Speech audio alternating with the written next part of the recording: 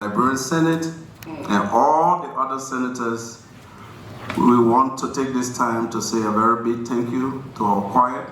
You have made us proud continuously. And who am I to say, I'm not saying what the protest has instructed. So on behalf of the Liberian Senate, we're going to be gifting by directive of the President Pro Tempore of the Liberian Senate 10,000 United States dollars.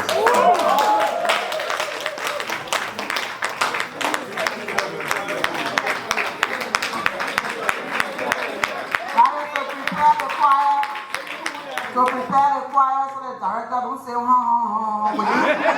we need instruments. We need to improve the choir. Senate Protest Emeritus. Yeah, but when I put it out, clap too small for 10,000.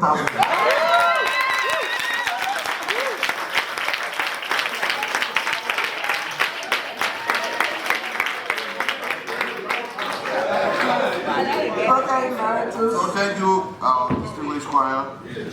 Although somehow you put me out of business because I didn't bring my Catholic choir yet.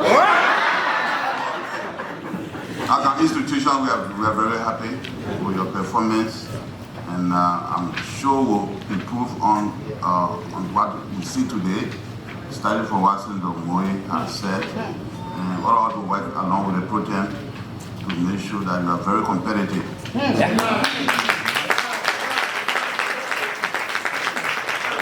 that when other people see you, they can borrow you and even pay us for you. So thank you and welcome to you to our session, and we look forward to interacting with you more and more.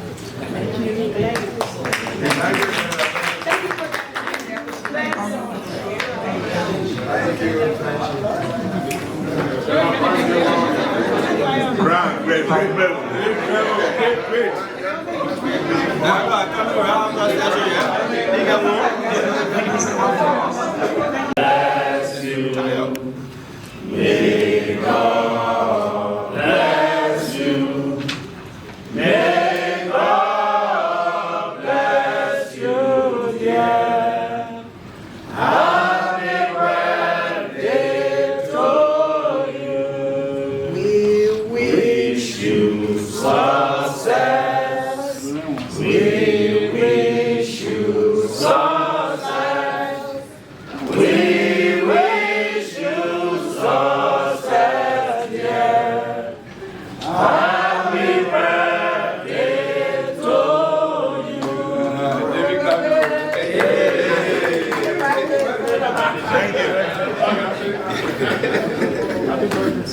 Distinguished colleagues, you've heard the reading of the proposed agenda for today's sitting. What is your will and pleasure?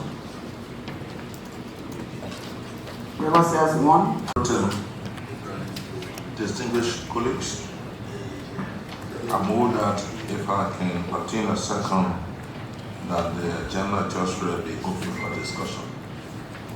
It has been moved and seconded that the agenda just read be open for discussion. Are you ready to vote? All in favor say yea. Yeah. Against? Agenda is open for discussion. Colleagues, directors and staffers, faculty guests, members of the media, fellow Liberians, ladies and gentlemen. I'm extremely pleased to welcome you back to the second session of the 55th Legislature, and hope that you had some wonderful and rewarding engagements with constituents across the country. May I also continuously thank you, distinguished colleagues, for the unity regardless of political affiliation, your support and cooperation, dedication to your committee work, regular engagements, and consultations as a team, which has helped to make this Senate stable and productive.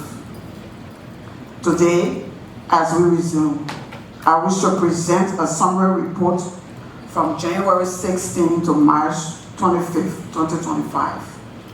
That includes the current state of the Senate's governance and financial management practices. Total legislation passed 17. Ratifications 1. Amendments 1. Enactments 15. Nominees received 75. Nominees confirmed 47. Legislation in committee rooms 33. Detailed copies of this report and the journal for the second quarter session have been distributed to your offices for your record and to take note of the task ahead for all committees in the next few weeks. The status of our reform process. The General Auditing Commission, GAC, recently conducted a second review to assess the ongoing implementation process of their recommendations. Below is an update on key areas where notable milestones are being achieved. Number 1, the Senate Strategic Plan. The first draft of the plan has been produced pending review and approval by the Senate leadership. This plan is envisioned as the cornerstone of all reform initiatives and serves as a critical foundation for institutional development. 2, finance. The Senate has renewed the contract of the financial consultant who has done a great job collaborating with the finance team in producing the 2024 annual financial reports. Additionally, draft policies and procedure manuals have been completed, including documents on fixed assets, fuel distribution, fund disbursement, and petty cash management. These drafts are currently pending review and approval by the Senate leadership. 3, information and communication technology. The Starlink internet system has been successfully integrated into the existing network infrastructure, and Wi-Fi services are now stable within the Senate. The official correspondence email addresses for senators and relevant staff members are now operational. The ICT consultant is available to set up the accounts on the devices of choice for senators and their designated staff members. Full human resources. A biometric time and attendance machine has been fully installed. The IT team, the HR office, and the finance department are coordinating efforts to ensure that all staffers are enrolled in the system efficiently. The biometric system will ensure the following: eliminates time fraud and payroll discrepancies, increases productivity and efficiency, data-driven decision-making strengthens workplace discipline. These actions put the Senate ahead of the government's plan to digital transformation, according to the President's Executive Order number 147. Update on oversight responsibilities. Let me express my thanks and appreciation for the robust oversight role played in the last weeks of the first quarter of the second session. The actions taken made some great improvements in various sectors of government. Today, we continue this process by first getting a 5-minute summary of committee's work from every head of a committee while we wait to get all written reports. Your reports will form a part of the next agenda for this session. Highlights on some outstanding matters. 1, the Senate must conclude on the request to investigate the $200+ million loan acquired by the government of Liberia for the Star P and ReTrack projects in 2021 under the Agriculture Ministry from the World Bank. The loan included $124.5 million for roads that has not been done, as well as over $40 million loan to smallholders farmers for agricultural projects that must be identified. We ask the Agriculture Committee to conduct a public hearing and report in 1 week. 2, a complete report from the Committee on Health on the effective and timely disbursement of funds by the Ministry of Finance to all referral hospitals, health centers, and clinics by the Ministry of Finance, and report on programs that need to be implemented to enhance quality care for our people in all counties for the national budget support. Phase 2 of this hearing will include JFK and Redemption hospitals. 3, report from the Education Committee on the status of volunteer teachers' inclusion on payroll, teachers' trainings and renovation of schools across the country. 4, we want to applaud the government for the progress made on road development and maintenance. However, the essence of the road funds is to benefit all counties. We do hereby mandate the Committee on Public Works to review the plans for the next road projects and ensure that each county gets an annual allotment for our approval. Also, there have been complaints about violations of the Road Fund Act, and we would like to launch an investigation into that to ensure the smooth implementation of the law for development progress. The Senate received invitation from the Ministry of Foreign Affairs for the chair and some members of the Committee on Foreign Affairs to join the delegation in New York to conclude on the final voting process for Liberia's representation on the United Nations Security Council. The Liberian Senate had a delegation of 5 at the launch of this campaign a few months ago, and we continue to give our fullest support to this bid, and we look forward to a win. Today, we are pleased to announce that the winner for the Pro Tem Committee award goes to the Chairman on Concession, chaired by, to the Committee on Concession, chaired by Senator Batikwa.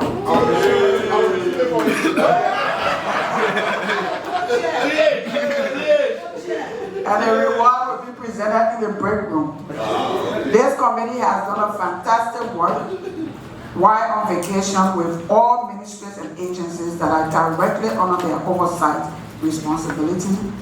and will present some recommendations to the Senate on Thursday upon his return.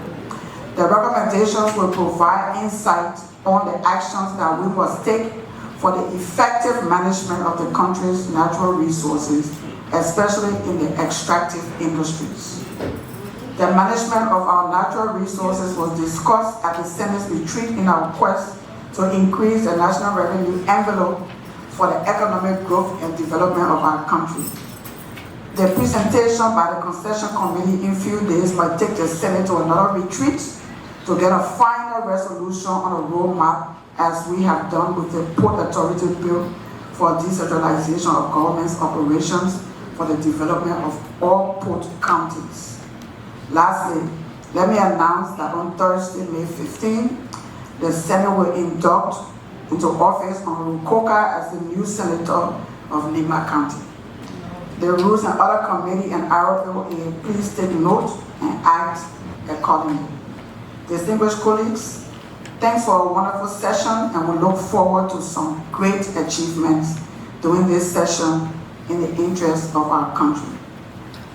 With that said, the second session is hereby open.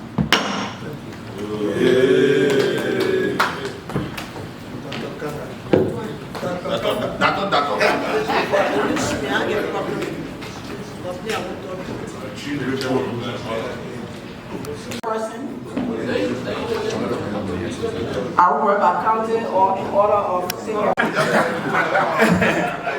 So, here, Madam Pro Tem, while we have the formal report to submit to this body, it's important that you touch the issue of our mineral resources in our country. Any opportunity we have, especially for me, I'd like to mention that, because we can have all the committee reports here, we can have all the oversight here, we can bring all the ministers here. If we do not look in the direction of getting what the government in this country deserves from our natural resources, the country is going nowhere. We can do all we want to do. In fact, the more different it appears, the more it appears that we are doing the same thing over and over.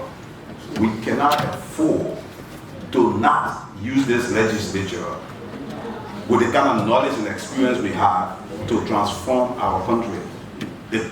More than 10 years ago,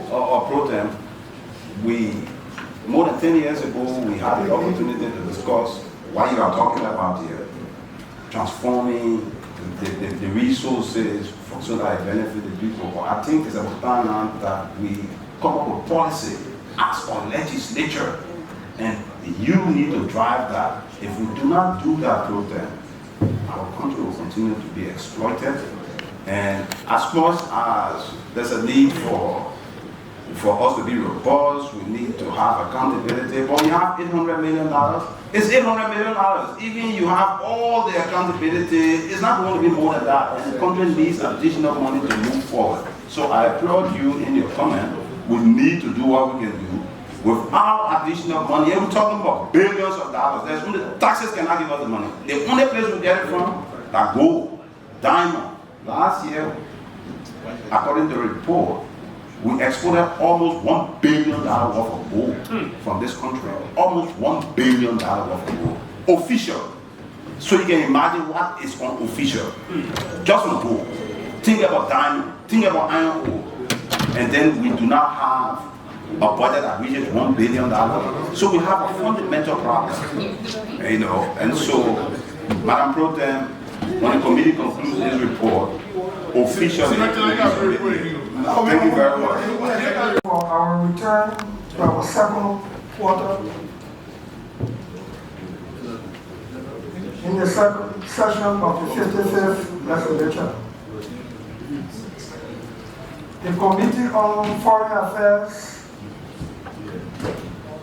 was engaged from time to time with the Minister of Foreign Affairs, and at times with the President himself, on foreign-related matters. One of our primary concerns, Madam Pro Tem, during our break was to engage with the Minister of Foreign Affairs regarding the issue of conflict between India and Pakistan.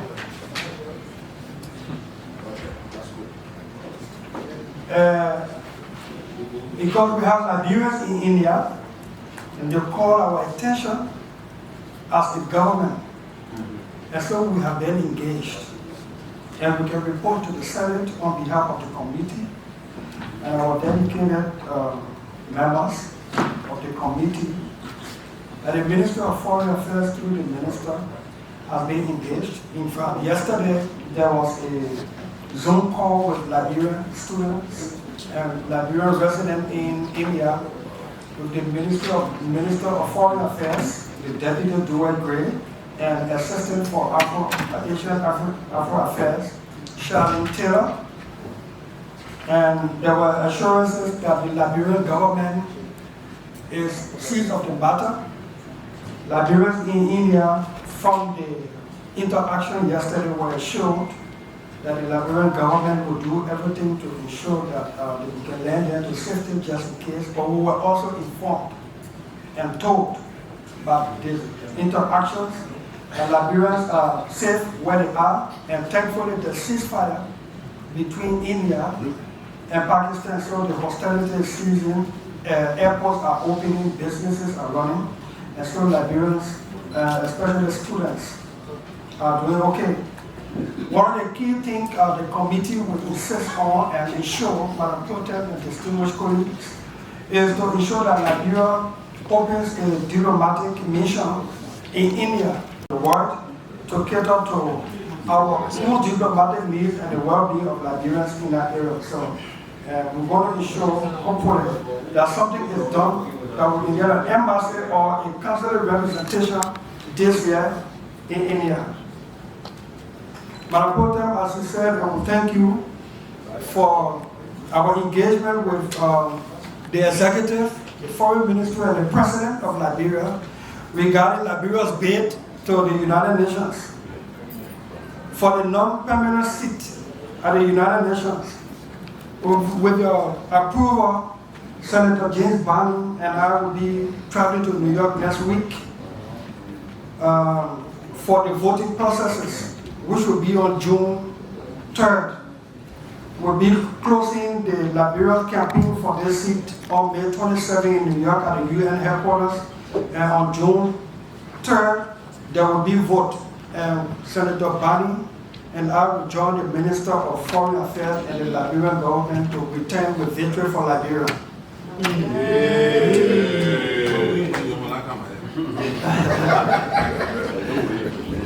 Madam Pro Tem, permit me and distinguished colleagues that the issue about roads, electricity, water in Monserrado County, we are experiencing a bit stability of electricity. We don't have all of the roads, but there are massive road intervention and development going on in Monserrado County. Massive. I'm speaking as Senator of Monserrado. Massive. And we must acknowledge these things and not only look for the negative ones. Water and sewer is also performing, and we need to support these efforts. Thank you. Thank you.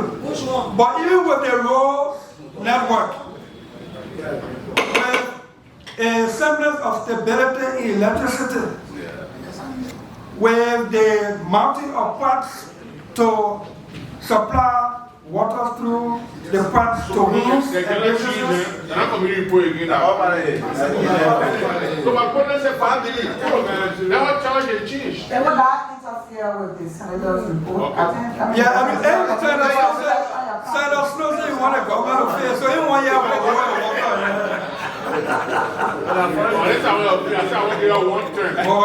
That's okay. Madam Pro Tem,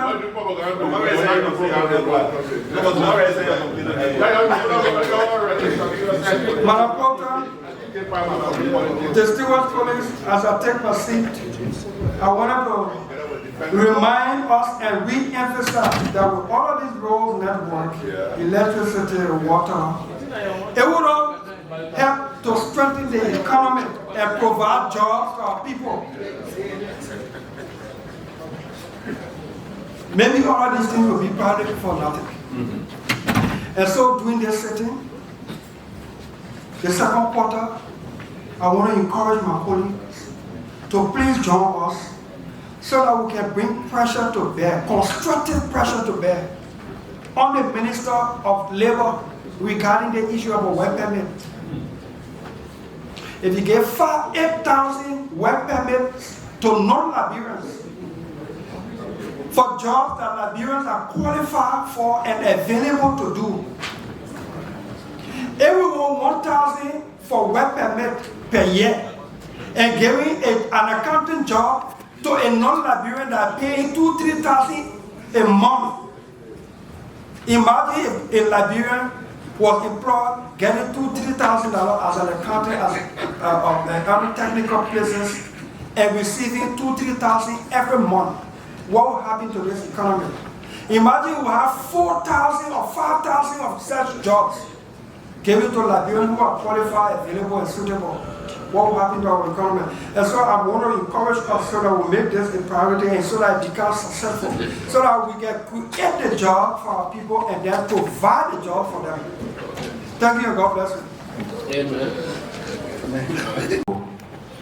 Look at the revenue aspect first, because without generating what you projected, it is difficult for you to execute the budget in line with the different objectives.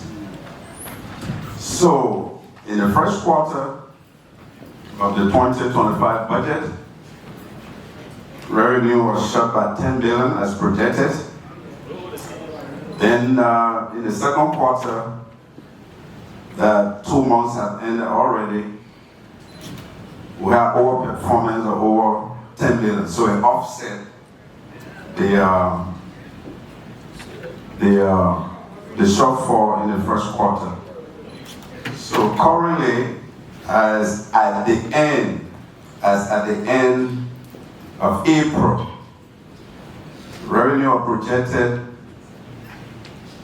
to be 268,500,000. So at the end of April, the Revenue Authority has collected 262,900,000.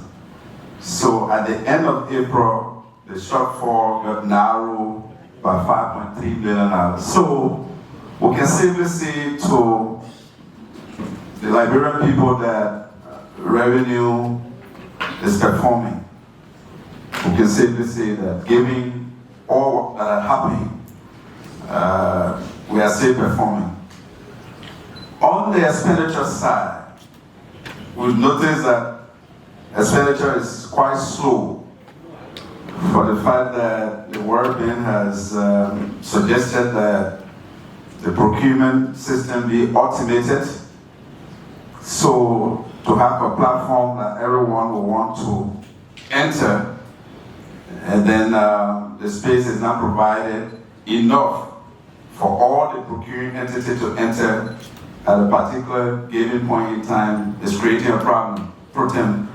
And we have to proper communication here that will allow the PBCC and all relevant agencies to come, because as we stand, even bids that were put up for road work, new road works, they have not been able to conclude. Not that the money is not there, but the system is just so slow, so very slow, that there's not allowing the procurement process to be a little fast. And a country like Liberia that has both rain and sun, and taking a lot of time to procure on road contracts, I think is worrisome. So we're going to be proffering a communication that will bring the stakeholders so that we'll find a way. If public works will be exclusively placed in a bracket, I think we as a government have to look at that. But on the other side, for payments of civil servant, recruitment of additional teachers, is rolling out. Nurses, they are all rolling out. And then the top ups for those that were below the minimum wage, and a certain gap that has been created, the top up has taken effect. So at the level of the civil service, I think we are stable as a government. That's why sometimes some of the protests are not just working, because when people work and get paid, and their pay seems to be increasing, sometimes when you're proposing something to them, they don't yield to that. That's why protests have been very difficult to succeed. So I want to say thanks to all of us for ensuring that civil servants are getting paid on time, and those that needed to have the top up are getting it now. Our paramilitary people, all of them have been enrolled. So I want to say thanks, and I think the committee is monitoring. Thank you very much. Mercy. Our brothers here, I want to be happy that we are back. Before I get to the Committee on Rules, Order and Administration, I just want to report that whilst we were on break, I did some follow-up, started with Maryland County, pertaining to the decision that was taken by plenary that the Ministry of Finance and Development Planning make payments to our health systems. I realized that few health centers in Maryland County, payments were made, but then the checks, as we mandated, elapsed. And so during that break, we are working with the Ministry of Finance, Ministry of Health, to ensure that the checks were reissued to our health system. And that was done. I want to say thanks to the controller at the Ministry of Finance. We also work with the Internal Affairs as well as the Civil Service Agency to ensure that some of our employees who are not yet on payroll get on payroll. And during my engagements with Internal Affairs and Civil Service, I realized that the problem seems to be huge. And so to enable us to do a thorough and holistic exercise, we think that I'll say that briefly on the Internal Affairs, but we'll need some statistics from the county, so it will be good that senators get in contact with their superintendents so that we can talk to the ministry as well as the civil service to make sure that our people are on payroll. Now let me go to rules order administration. We want to report to plenary that we have now completed the replacement of all of our retired employees. We want to thank members of the committee. Particularly, I want to thank Senator Gaba of Montgomery County, who was very, very instrumental, very, very helpful in the conduct of this exercise. Senator Gaba, thank you so much. We also want to report that renovation works on the two buildings of the Liberian Senate are near completion. We just have few areas that are remaining. It is our projection that in the next 2, at most 3 weeks, but within 2 weeks, we should be completed all works, even in the old building. The chambers, the work at the old chambers is almost completed. So that's the major work, and then we move on to the office of the Secretariat.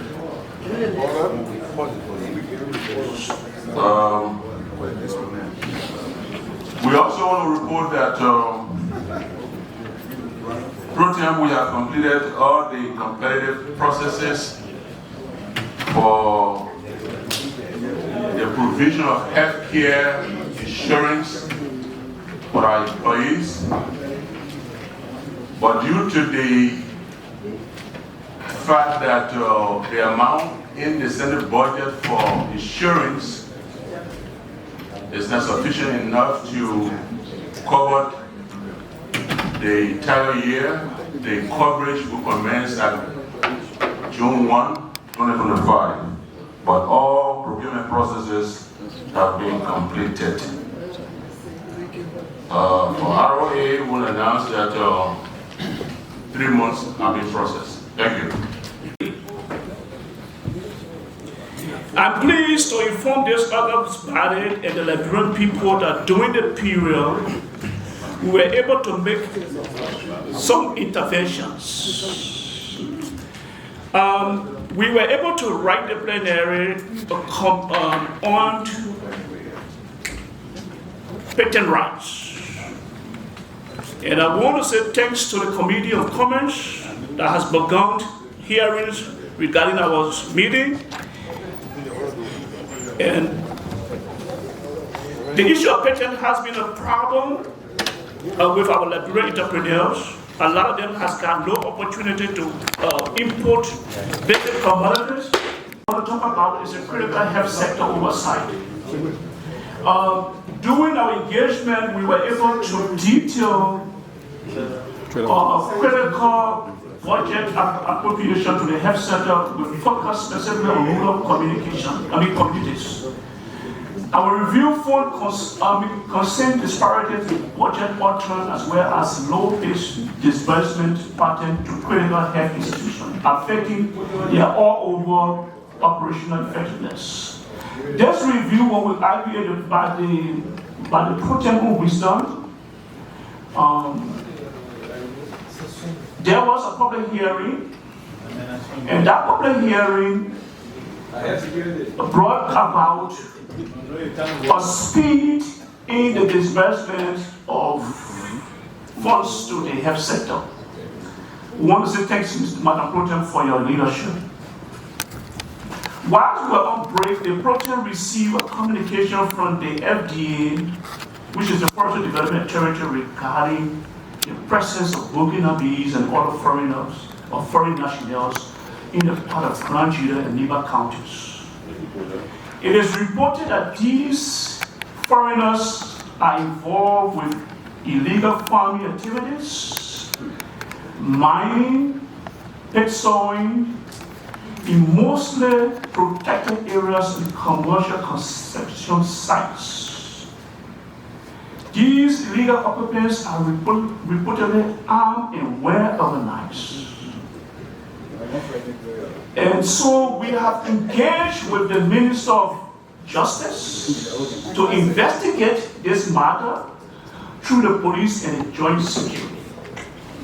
If the report on this matter proved to be a situation of greater national security risks, we will be seeking the endorsement of the plenary to mandate the armed forces of Liberia to take immediate seize of this matter in restoring the security and dignity of our sovereignty. On the other hand, we have been working with all of the security apparatus, and they have assured us that the country is safe and we all can go about doing our normal businesses. We also engage the police regarding response to the various communities and counties. And they have assured us that procurement processes are on the way for 50 brand new pickups, 4x4, 4-wheel pickups.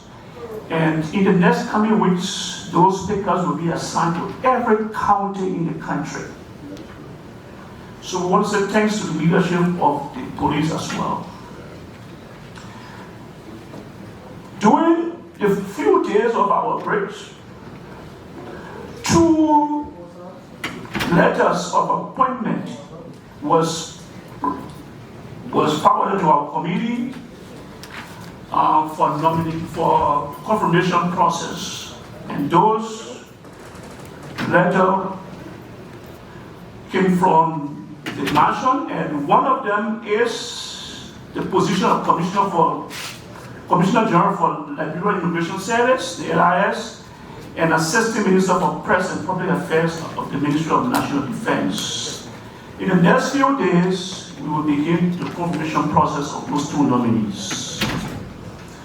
Let me re-emphasize the issue of our vulnerability at the Liberian Senate. Colleagues, let me draw your urgent attention to the matter of internal security. During the last segment, we submitted a detailed proposal highlighting critical vulnerability within the Liberian legislature, especially the Senate. I propose a practical immediate intervention including CCTV system, institutional conduct coding, installation of CCTV cameras, and the improving of security protocols. Let me today be on record that I am again recommending in long terms an intervention that has to do with the installation of scanners at the various entrances to the Liberian Senate. To date, this proposal has received no consideration. I wish to state emphatically clear that this is not just a security recommendation. It is a moral and institutional obligation to safeguard every member of the Senate, its staff, and all those who enter this building. I trust that as we begin this section, our collective resolve will shift from silent to swift actions. In conclusion, ladies and gentlemen, I wish to reaffirm a commitment to ensure that national security is not politicized, but instead treated with the seriousness and impartiality that it deserves. As we proceed with the second segment, I look forward to working with all of you in addressing the present challenges before us and building a safer, fairer, and more prosperous Liberia. Thank you all. All roads, the ongoing road, and the new one, the one that are planned. So we'll ask senators to look at that report because the only way we can verify that the progress that has been reported by public works is from you. For example, during the break, I was on the road from Ganta to the southeast, and I saw progress on that road. And other road from Plivo to Bakeve, I saw progress, but then again I saw problems. And what progress reported for the contractor is not accurate. So it will depend on you to look at our report and the appendix in our report to make sure what public work is reported that's actuality on the ground. But generally, the road network, generally there's progress. Most of the primary roads, that is, roads that connect county capitals, most of them are lateral roads. A lot of work has been done during the dry season. We must commend the Ministry of Public Works for that. The only issue is that the dry season, the roads are good. So we wait to see during the rainy season whether the roads will still be good. Whether the roads will still remain pliable. If they remain pliable, then we plan for the contractors. For the secondary roads, the road within the counties, there are still issues. Some of the roads are not pliable. So we look forward to getting the yellow machines, maintenance of yellow machines, and we know that when those yellow machines arrive, they will help the counties. We've been following the process, and we know for the yellow machines we have understood and continue to understand that the procurement process is still on. I think the VP is part of that process, and one time he gave a report that at least the amount that was placed there has come to 22 million, and we understand he's still working hard so that amount can even fall below 22 million. And the procurement process is still on. The VP is here, he can talk for himself. We still have some issue with contractors, so we want senators to pay attention to the roads in their counties, because one contractor in Grand Crew that has the responsibility for the road from Plebo to Bagley is not doing well at all.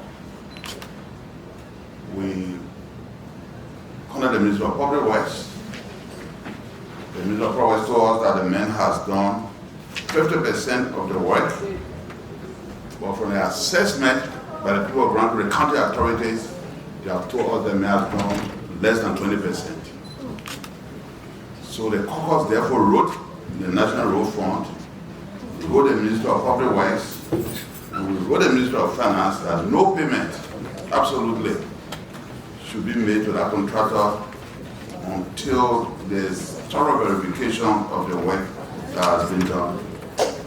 So we hope that senators will pay key attention to the report that we are submitting and the work that said is being done by the contractors. The permanent solution to our problems for road is pavement, either through asphalt or through concrete. Right now, most of the roads, primary roads are good, as I said, but the dry season, they are good. Rainy season will be another story. The total length of roads in the country is about 13,000 kilometers.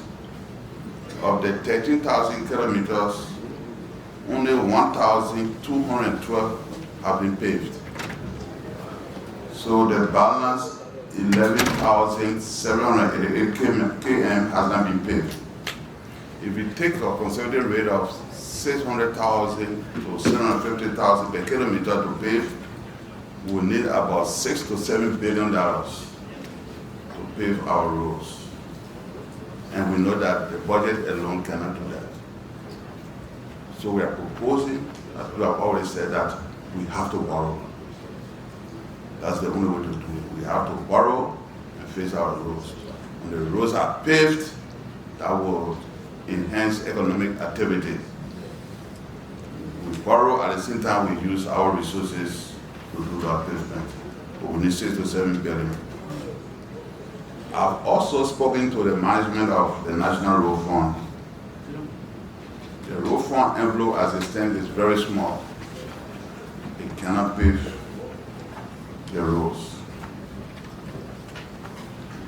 There are some leakages in the whole system. For example, the road fund tells me that according to the law, the assessment for the levy should be based on imports, the amount of petroleum that is imported to the country, not the amount that has been lifted by the importer. So there's a difference. But the road fund tells me also that they are being prevented for posting their personnel at the PST. Anytime I put personnel at the PST, the PST, they are prevented, so they don't know. They can't verify that. So they are proposing some reforms to amend the Act, the National Road Fund Act, to make it very explicit, so that, for example, the money that is being collected cannot go to the consolidated account. Because when it goes to the consolidated account, before it comes from there, it takes so long, so that a special escrow account can be established, and the funds for the road fund can go straight into the escrow account. And to also make sure that they all have their personnel at the PST. The protein raised an issue concerning the appropriation, the allocation of road funds, that all counties should benefit, that we should make sure that all counties should benefit.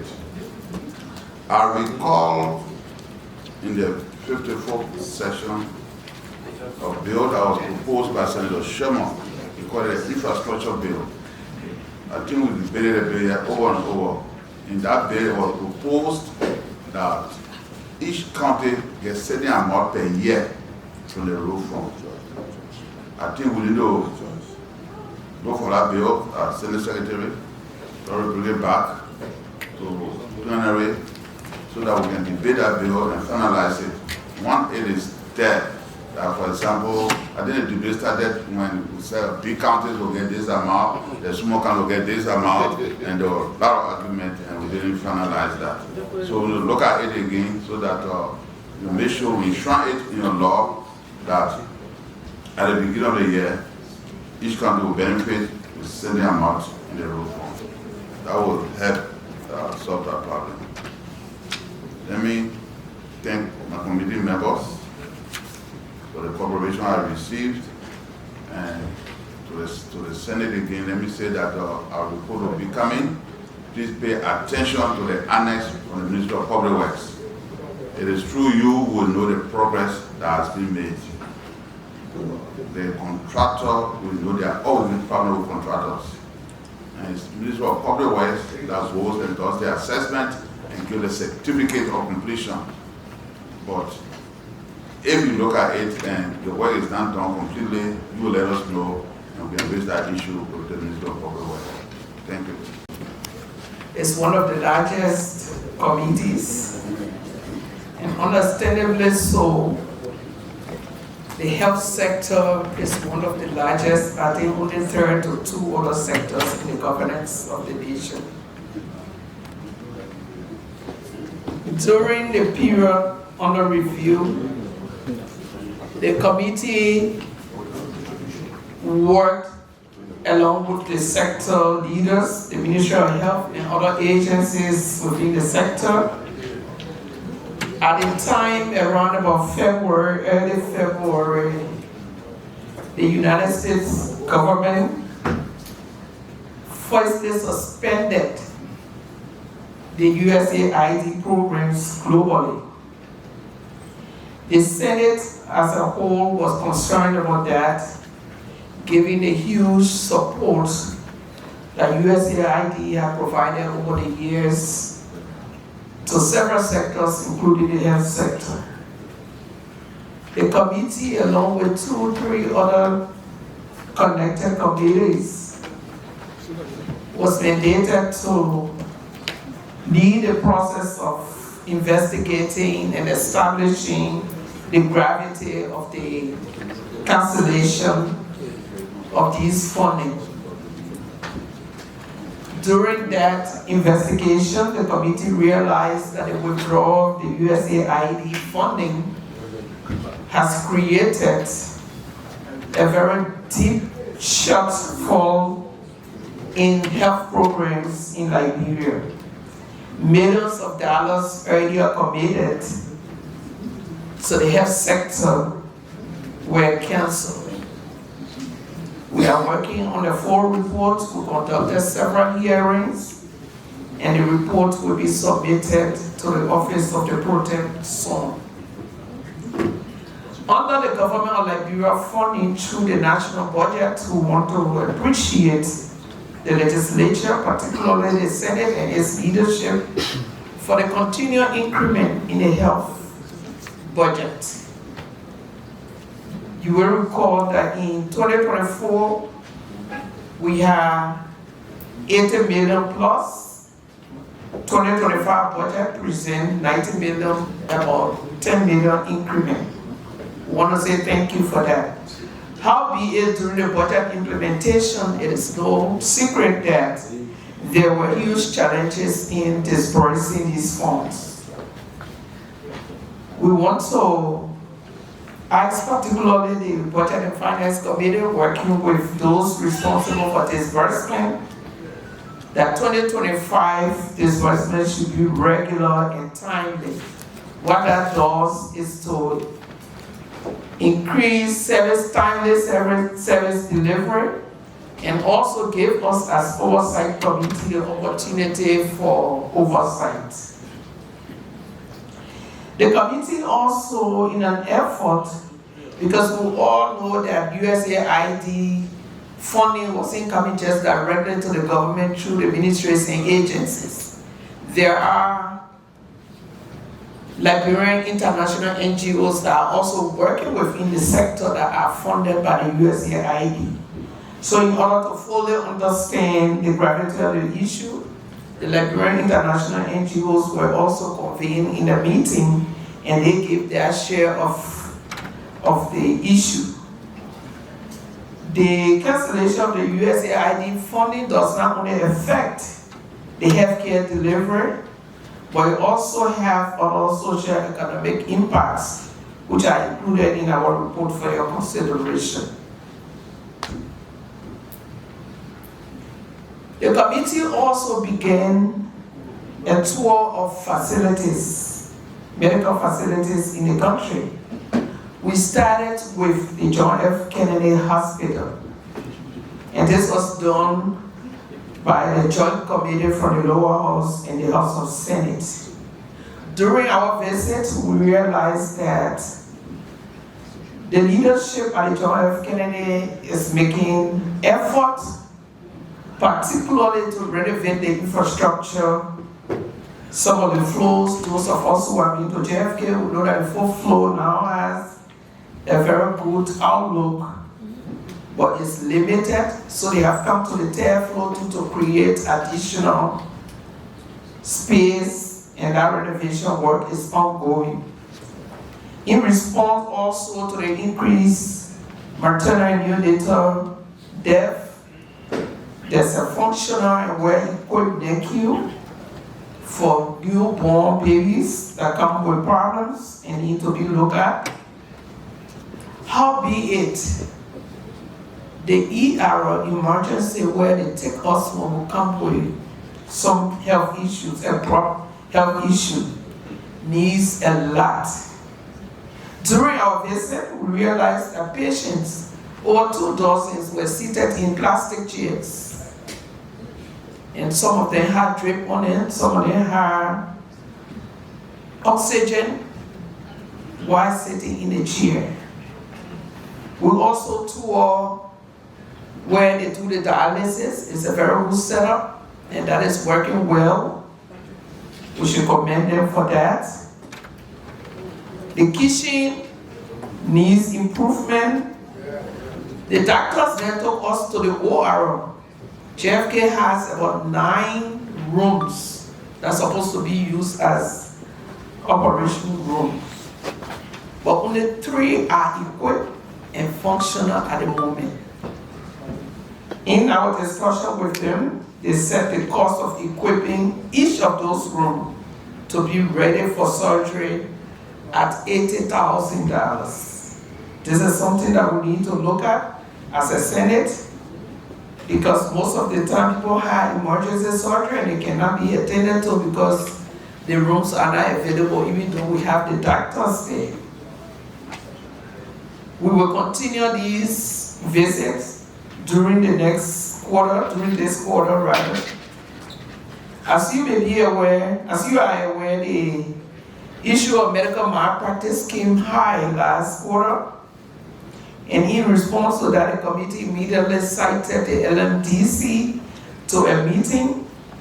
And we had a discussion. They told us that the situation is actually grave even within Montserrat County, in Monrovia. But their challenge is that they cannot carry out regular inspection as should be because their budget cannot actually facilitate that. So we need to look in that quickly. In response to that, I told them that if you have a budget, even to go the low-hanging fruit is to go around Monrovia. Because issue coming out of Catholic Hospital where they told us that the OR there, most of the equipment that were there to respond to that particular situation were outdated. That's something that they should have picked up readily because that is not in the interior, that is not far. So they were mandated to go back and begin a robust monitoring of these health facilities, firstly across the capital city of Monrovia and then extended to the other counties. We also have concern with the medical products that are on the market at the moment. So the committee cited the agency responsible for inspection and certificating the medical products and commodities. Their challenge also is that they do not have a functional and well-equipped laboratory. That needs to be looked into. If we as a country want to have quality healthcare delivery service, we have to have quality medical commodities and drugs on the market. And that can only be established through testing in an equipped and functional laboratory.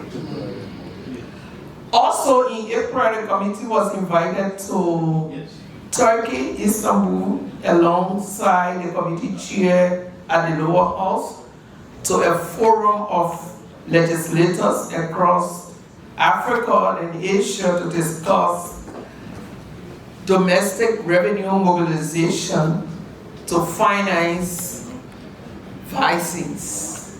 We'll be making a presentation to the Budget and Finance Committee and Office of the President Pro Tempore to look into that. We are pleased to say that we will continue the medical facilities tour across Liberia during this quarter. We'll also follow up on the fiscal budget implementation report for 2024 and request all detailed allocation for 2025 fiscal budget. And there is one last thing I want to mention. The committee inherited the public health bill. We have been consulting in committee rooms. We have a plan to bring that back on the floor for discussion. We want to say thank you for the opportunity to the committee members and the leadership of the Senate for supporting the Health Committee. We are committed to continue working to ensure that the healthcare delivery system is improved. We want to congratulate Maryland County. Maryland County has worked assiduously to reduce maternal mortality in that county. And so we'll be asking other CHO to work with Maryland to see what they did to reduce maternal mortality. Coming out of Brankipon County, I listened to $1 billion worth of gold being exported out of Liberia. I believe 90% or more is coming from Brankipon County. We want to say here that our county's infrastructure development does not represent that information. And during this quarter, we'll be working. Thank God that the Pro Tem recognized the chair on concession, and we're looking forward to the report so that we can act as a caucus to ensure that Brankipon County gets its just benefit. Thank you, my co-chair. Thank you for the hard work, and the entire committee members. Thank you, Mr. Presiding, for the opportunity. Thank you. Thanks to the leadership of the Senate for your cooperation. As you're all aware, that this committee, in conjunction with the Committee of Health, has a series of public hearings. I think there are two, maybe along with public work, there were three committees that this body really gives support to in terms of having our hearing and the plenary section. So I want to say thank you very much. Some of the issues that will be in our report, we'll just like to highlight and make a summary on it. Pro Tem read one of the issues that have become a major issue, the issue of volunteer teachers. When the Senate assumed office, one of the major issues that was addressed in the president's, both presidents, the one that won, the one that lost, was the issue of volunteer teachers. And so the Senate gave it a major priority. And that issue has been discussed here. And it's still being discussed, even during the vacation. The Ministry of Education has said that they are trying to enroll. Initially, when they came here, they said they are not going to enroll most of the volunteer teachers in the period, even though the government have made some allocations. However, in recent weeks, we've been informed by the ministry that the issue of volunteer teachers to some extent is being addressed. The minister reported in one of our briefings that at least 200 teachers, volunteer teachers, are to be enrolled on the government payroll. However, we have received complaints from teachers who claim to be volunteer teachers. Some of them have even staged demonstrations and protests that they have been sidelined, though the Ministry of Education have said they were able to collect information from public schools. It's based on the information they are trying to enroll some of the teachers on the payroll. Well, in our full report, you will get, you will have the actual report. Another issue that has become a problem issue is salary. During the break, we saw the issue of students, especially public school students, demonstrating from MCSs. And that demonstration caused some problem.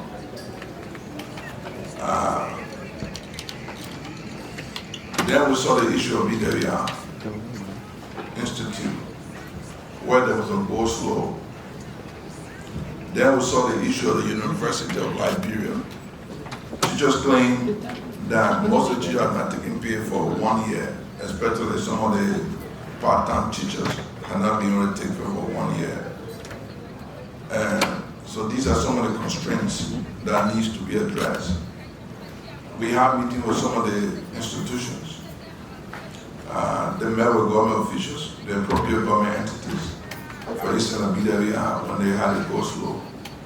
And there was almost a shutdown of the institution. The government going to address, bring some of the teachers on the payroll.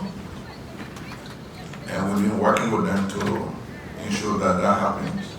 The issue of MCSs, which took our concern, the students came on the street to demonstrate for inadequate facility, which is a major problem. And the problem is not only from the government it's been a problem that has existed for some time now, the issue of inadequate schools.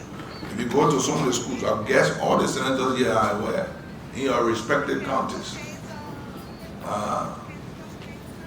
the facilities are not up to date.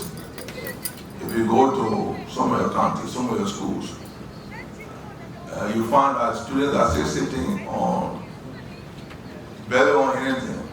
So I don't want to say they're sitting on rocking chairs. There are no chairs in the schools. So these are some of the major issues that we are having. Another issue that we're being confronted with during the break is the issue of higher education.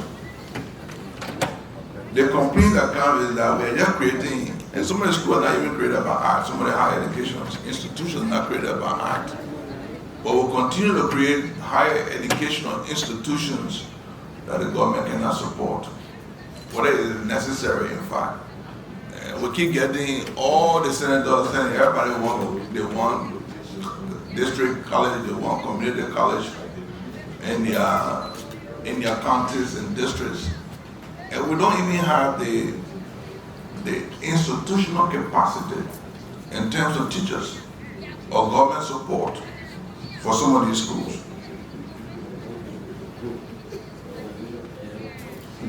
The recommendation will be in the report. The recommendation will be in the report. Some of the schools are there on the paper, but people are still giving budgetary allocation to some of the schools and we can't even find the schools.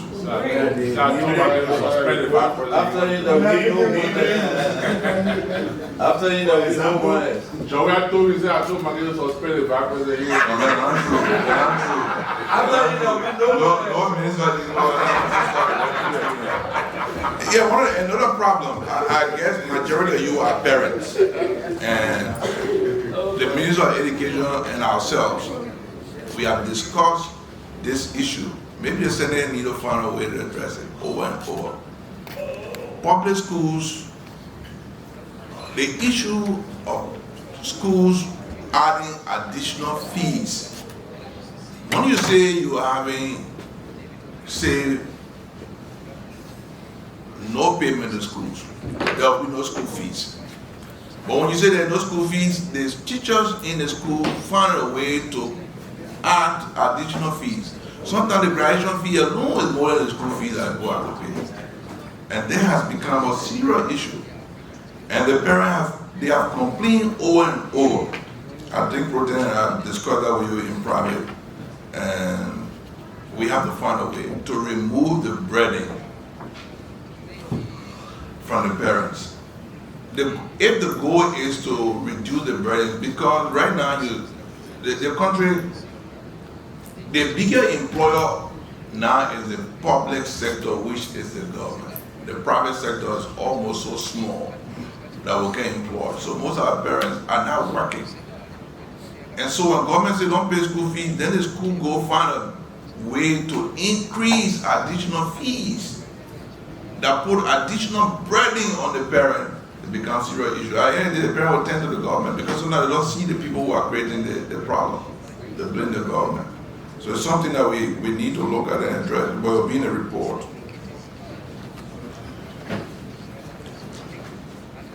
So upgrading facility, I like to report that during the last administration, through the World Bank, the government established 3 vocational schools. One in Bon County, one in Lima County, and one in Magibi. So you say, I got Magibi. So among the 3 schools, 2 of the schools, my understanding from the Ministry of Education, 2 of the schools has been completed. The one in Nimba and the one in Bon County. The one in Magibi did not meet the time schedule, but it's not been reported that the Ministry of Education along with the World Bank have found a new contractor. So that school is our hope that will be completed this year, so at least we can find new facilities for our public schools. On Protein, distinguished member of the Senate, as a government, as we pledge our support to upgrading the capacity of our young people, especially when they say youth capacity, one of the major tools we have to use is education, so that we can find jobs for people. And education has to be in twofold. One, we can just look at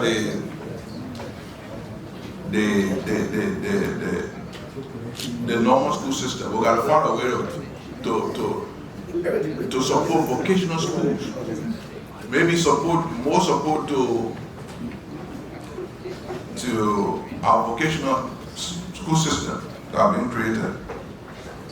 And so we'd like to report on that, but we have found a report. But before I conclude my protem, which I diverted a little bit from the Committee on Education, I'd like to thank you for including in your report the issue of since I'm a member also of that committee, of the issue on agriculture. Madam Protem,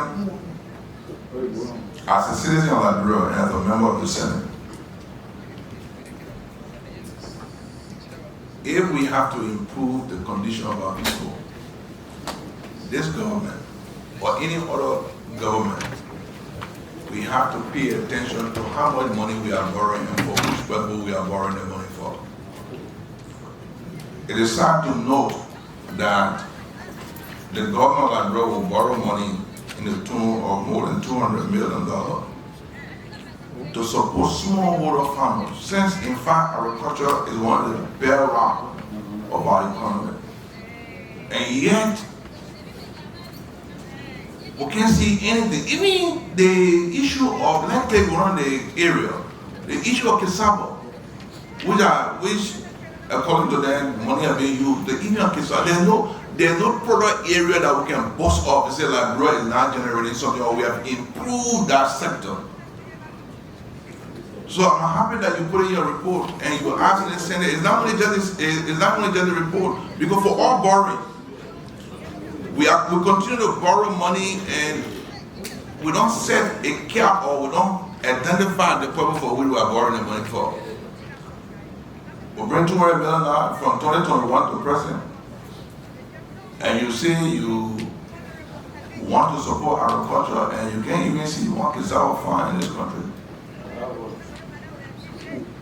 And nobody can boast of how that cassava has transformed, that farm has transformed the sector and has made money. So it's very important that we investigate that, and the board can come and tell how much, who all received money. Become told more than 100,000 Liberians benefited from that money. The report is there from the World Bank. You can go, if you want a copy, I can share the copy with you so people can see it. This is very serious. This is not politics. This is not partisan politics. This is very serious. This is about the country. And those money will be paid for. We'll repay those money. My understanding, most of the money comes with a 20% grant component. 80% is loan.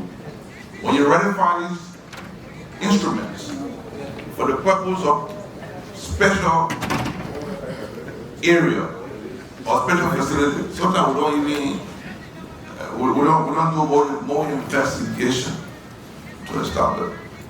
So as we assume this section of our project, I want to thank you for the leadership along with the President of the Senate for giving a clear direction that this Senate will take, so that when we leave from here, we'll not be acting not only on behalf of our respective parties, but on behalf of the people of Liberia who sit on here, to make sure that the right thing happens and money is spent wisely, and so that we'll not get paying debt.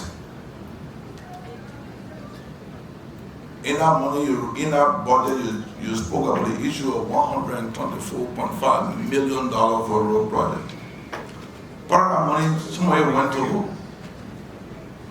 went to the road between Tapita and Fishtown, which is Legislature 54 ratified. So where is the 100 or close to $100 million? Where has it gone?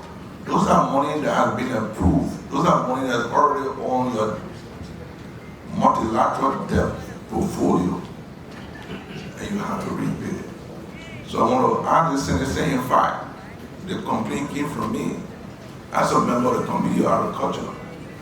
And with your leadership and support, by putting it in your speech today that the Senate would prioritize that investigation, that the greatest attention will be given to that. That will be the beginning of re-evaluating all loan instruments that will come to the Senate. So I thank you very much, and the full report on education will be seen in our official report when we present to the Senate. Thank you very much.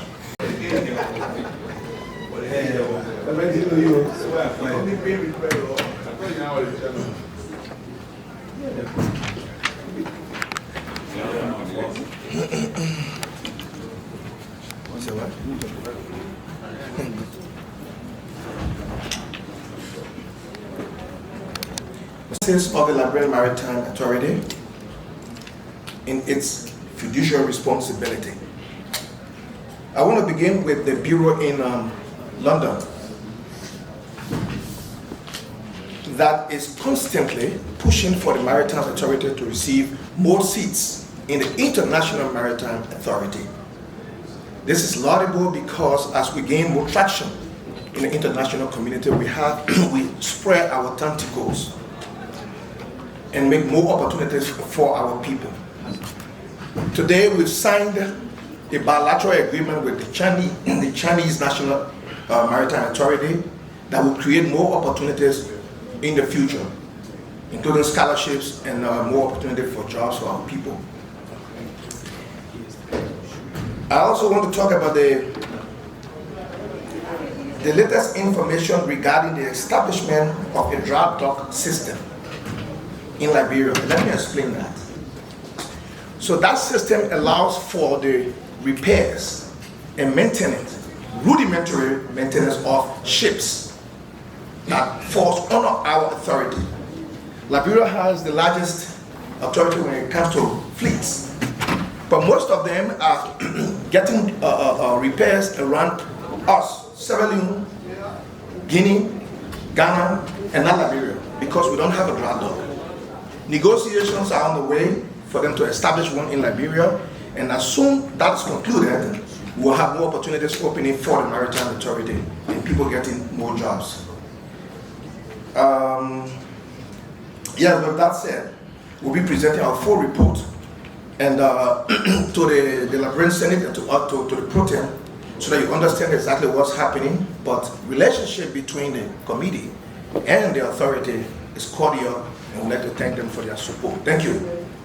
Thank you, Mr. Chairman. I'm here proudly to inform the Liberian Senate that since 1847, since Jesus Christ left from here, government electricity hit Riverside for the first time.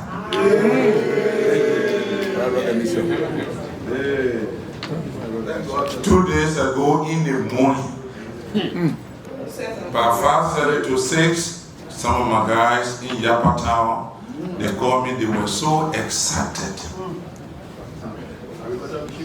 Thank you very much. We are proud of this government. We are proud of this government. You can give it any interpretation. You can give it any interpretation. But this has not happened to us before. In our lifetime,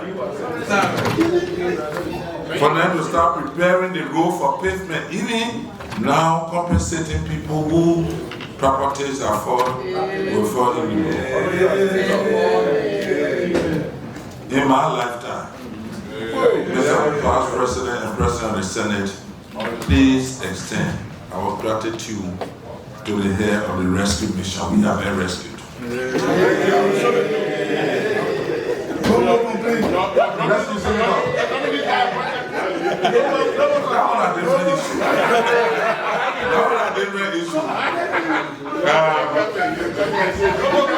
Madam Pro Tem, Madam Pro Tem, while we were on the break,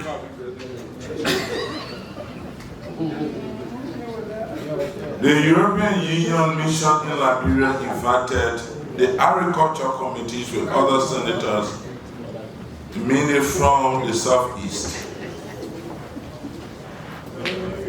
They brought something to our attention that need a keen attention of the Liberian Senate. The EU mission in Liberia told us that cocoa from Liberia will be highly investigated and may not be accepted in European countries because any cocoa that will come from areas that have been deforested